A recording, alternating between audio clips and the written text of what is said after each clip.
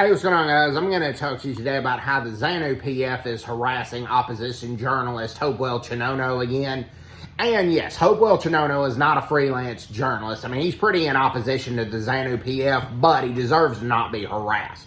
And he deserves to report the news the way he would like, the way he sees things. And I believe he's telling the truth because the ZANU-PF is an evil political party, and I believe they're bad news for Zimbabwe.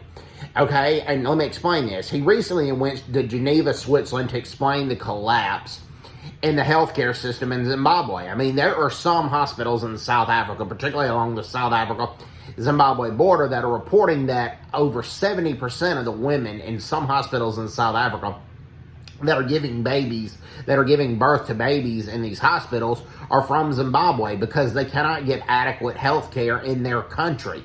The healthcare system has collapsed. Many nurses have gone on strike and doctors too, because they're not being paid any sort of money by their government, while the ZANU-PF government is living luxuriously. And Hopewell Chinono gets back from Switzerland to Zimbabwe, and he gets a lot. They're threatening to take his goats away, which goats can be a sign of wealth in Zimbabwe. They're threatening to take his goats away without compensation, just because Hopewell Chinono told the truth about the collapsing healthcare system in Zimbabwe. Hopewell Chinono went on the SABC to talk about this, and the SABC, the South African Broadcasting Corporation, is trying to reach out to the ZANU-PF for a rebuttal. But the ZANU-PF has declined to comment so far, and they have not commented on that situation.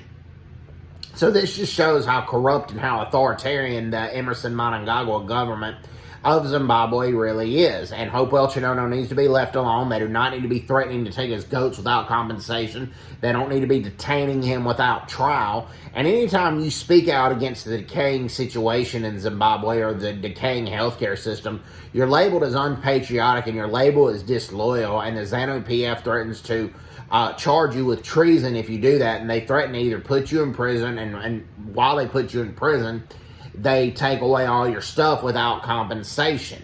And that's just a sick, sadistic thing to do. And the ZANU-PF knows they cannot legally hold on to power anymore. There are many people in Zimbabwe that are going to South Africa, and yes, at times they do take jobs that South Africans don't want. There are plenty of them that immigrate illegally, which they shouldn't, but so many Zimbabweans would go back home if the situation was halfway stable in their country. And Hopewell Chinono pointed that out on SABC. So anyways, hope everybody's doing well. Take care. God bless, and bye-bye. Bye-bye.